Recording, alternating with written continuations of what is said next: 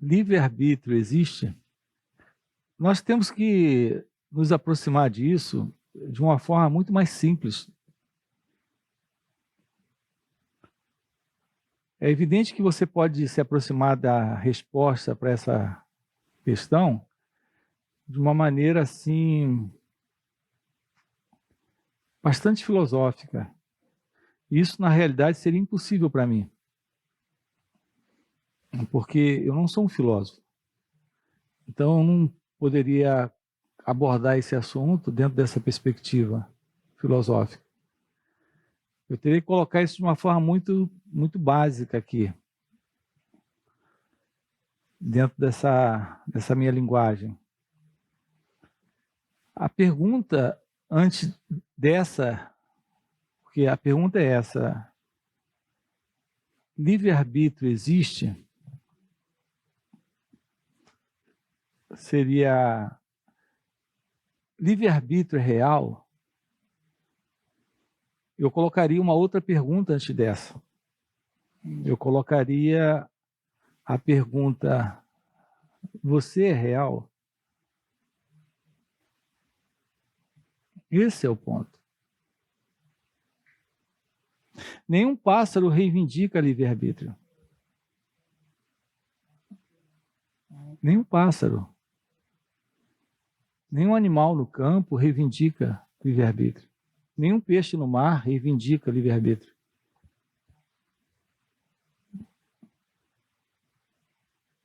Eles não fazem essa pergunta. Eles não se perguntam.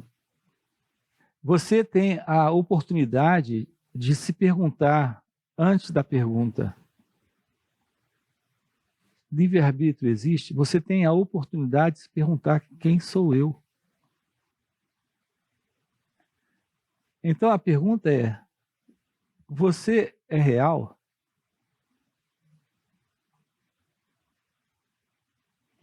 A ciência da realidade de sua existência é algo que transcende o pensamento. Eu sou real.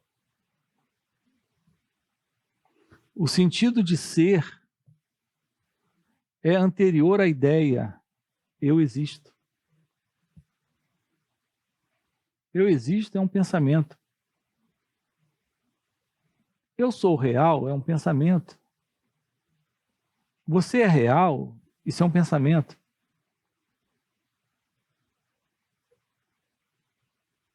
Mas a ciência de ser é algo presente, agora, aqui. Uma pessoa que sofre de amnésia, ela não tem qualquer dúvida de ser. A ausência da memória, a ausência da lembrança, que é a ausência do pensamento, não é real.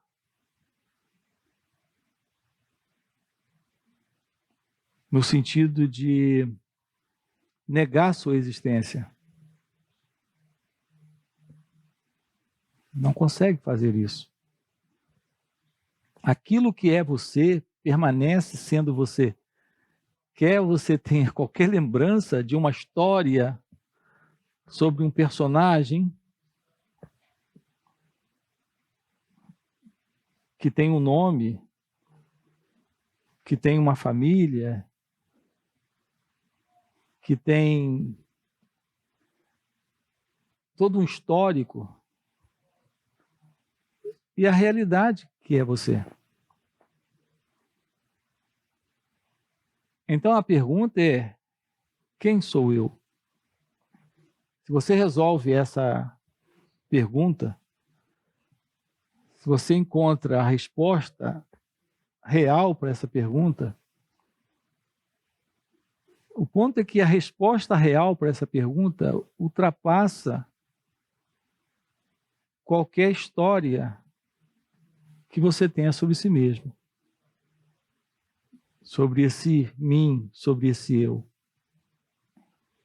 Mas se você encontra essa resposta, fica muito claro que a vida como ela acontece, ela acontece. E não há alguém nisso. Se não há alguém nisso, não há escolha. Não há o que se dizer sobre escolher ou não escolher. Livre-arbítrio ou determinismo. Você pode ter ideias sobre determinismo, pode ter ideias sobre livre-arbítrio, mas são ideias. A vida é o que ela é.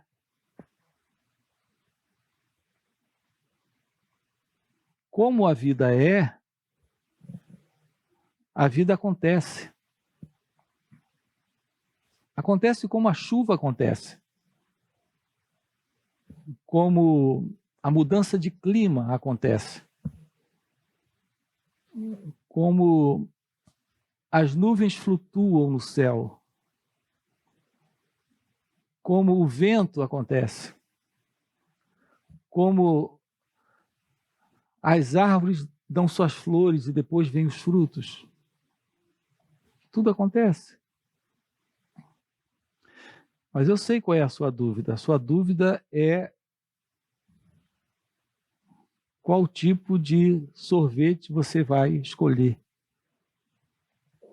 Você acredita ser alguém, e nessa ideia de ser alguém existe uma ideia também, uma segunda ideia, a ideia de que existe a escolha para esse alguém. As opções surgem para esse alguém. E aí, depois que você escolhe, diz, eu tenho livre-arbítrio, porque eu escolhi sorvete de chocolate e não de creme. O ponto é que o pensamento você não escolheu, mas acredita ter escolhido sorvete. A inclinação nesse organismo de apreciação do chocolate, você negligenciou. Isso está presente, essa predisposição a apreciar o chocolate e não o sorvete de creme, isso está presente, mas você negligenciou. E depois você diz, eu escolhi o chocolate e não o sorvete de chocolate, não o sorvete de creme. O ponto é que o pensamento, ele é um acontecimento também. E essa predisposição a apreciar mais o sorvete de chocolate também. Não tem você nisso. Não tem você antes, nem durante, nem depois. O sentido de consciência é o sentido de ser. Não é o sentido de ser alguém. Olha que coisa interessante isso. Como presença, como consciência, esse sentido de ser, como eu disse agora há pouco, é anterior à lembrança e à memória. É anterior ao pensamento. Em outras palavras aqui, tudo o que acontece relativo a esse corpo, mente, a esse mecanismo, é como acontece em toda a existência. É um acontecimento sem controle de alguém. A chuva cai, a neve vem, a temperatura do ambiente muda, vem o inverno, vem o verão, vem a primavera. A vida acontece como ela é. Assim o corpo também acontece. E o pensamento acontece. E a predisposição a apreciar o sorvete de chocolate, para esse organismo, para esse mecanismo também acontece. Não tem alguém. É que a nossa crença, desde a infância, desde que fomos chamados pela primeira vez pelo nome, e esse sentido de identificação com o nome a esse corpo deixou uma marca, uma impressão no cérebro, uma gravação.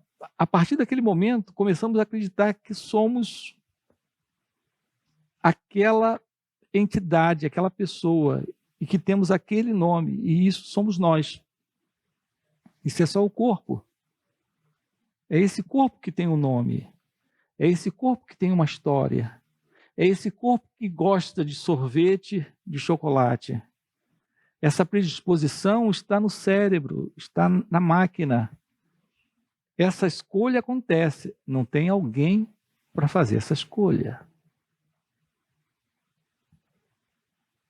O pensamento acontece. Não tem alguém para produzir o pensamento.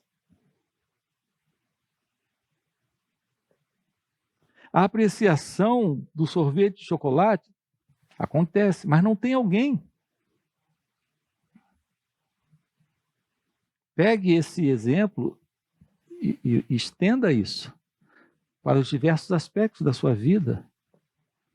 Tudo só aconteceu até hoje na sua vida e continuará acontecendo na sua vida. A pergunta que você tem que fazer é: quem sou eu?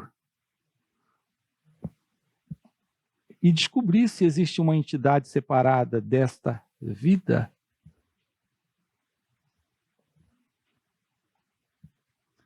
O autoconhecimento entra aqui. A compreensão da verdade sobre quem você é descarta a ilusão desse mim, desse eu que você acredita ser.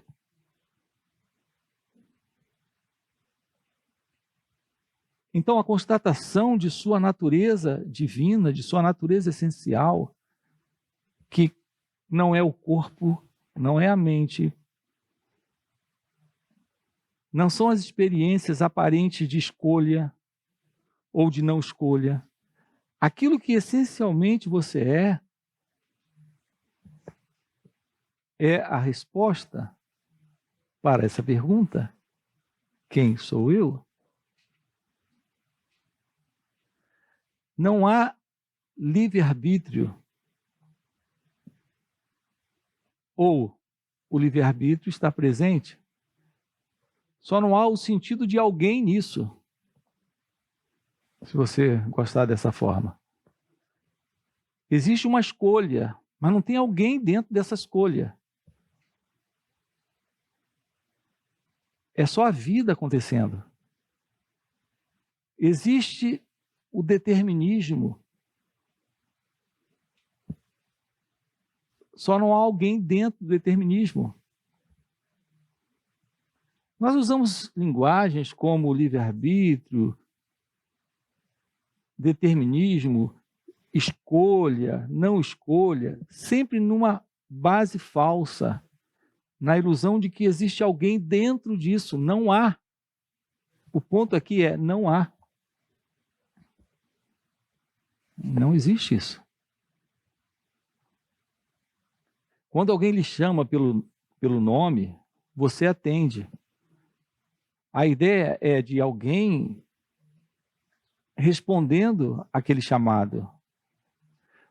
O chamado está sendo respondido, mas não tem alguém respondendo aquele chamado.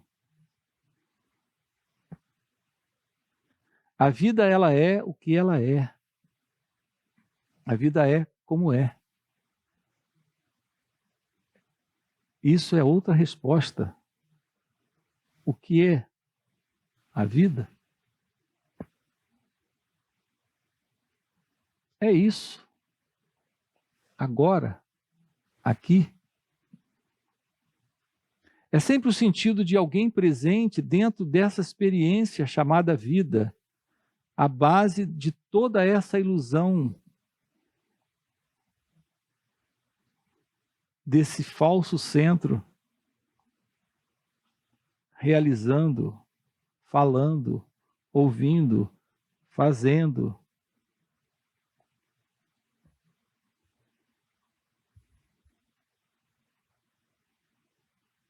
Não há alguém nisso.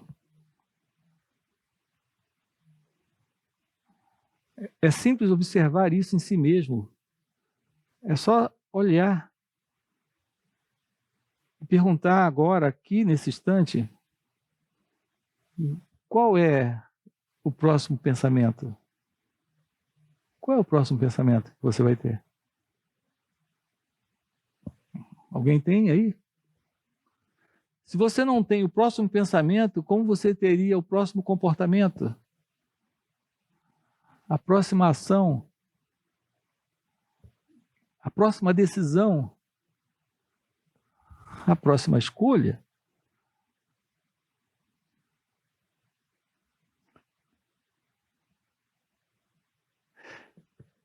Ao nascer, lhe deram um nome. Isso é verdadeiro. Não. Deram um nome àquela criança. Olhe para a vida durante todos esses anos e me diga o que você escolheu. Que não foi produto ou resultado de um conjunto de eventos, incidentes, acidentes e acontecimentos.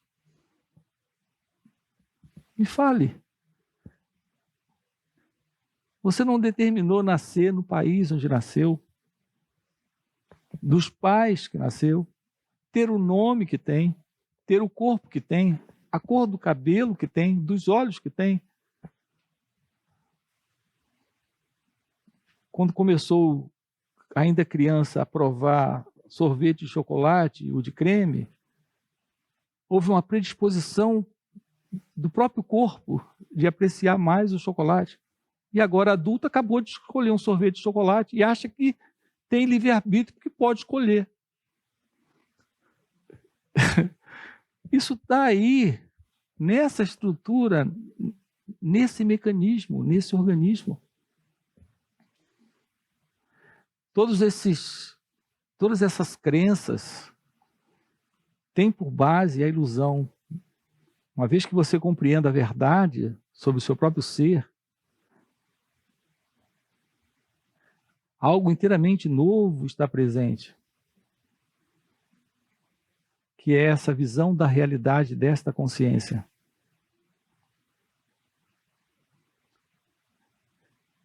Deus, que é esta presença, que é esta consciência, que é um outro nome para esta realidade última, que faz tudo do jeito dele, assume esse corpo, essa mente. Na ciência da yoga, e eu tenho falado isso nessas falas, eles chamam isso de despertar da consciência, o despertar do seu ser, de sua natureza divina, desse poder divino que assume o corpo e a mente, que alguns chamam de Kundalini, esse despertar da consciência, o despertar da Kundalini. É simplesmente esta presença. Kundalini é sinônimo de presença, é sinônimo de Deus, é sinônimo de consciência, é sinônimo de Shakti. É isso que Ramana Maharshi diz. Isso assume o corpo. E essa é a realidade. A realidade daquilo que você é, a realidade do seu ser, a realidade de sua natureza divina. Viver dentro dessa nova condição, livre da ilusão desse sentido de dualidade presente na mente egóica, criando essa e outras ilusões, a ilusão de alguém no controle, alguém fazendo, alguém pensando, alguém querendo, alguém não querendo, isso tudo desaparece. Quando você se reconhece como pura consciência, como puro ser.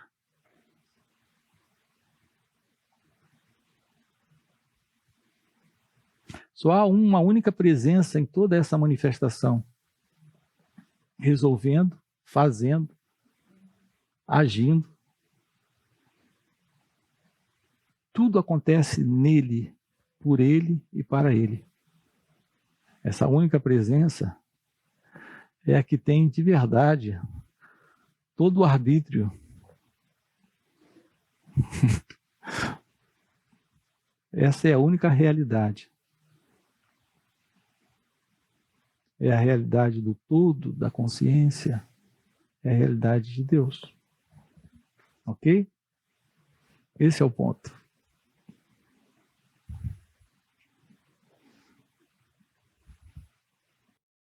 É aqui que você se vê dentro de uma condição onde você começa a desconfiar que há algo errado com esse modelo psicológico de existência que você carrega. Ou seja, você começa a desconfiar que essa condição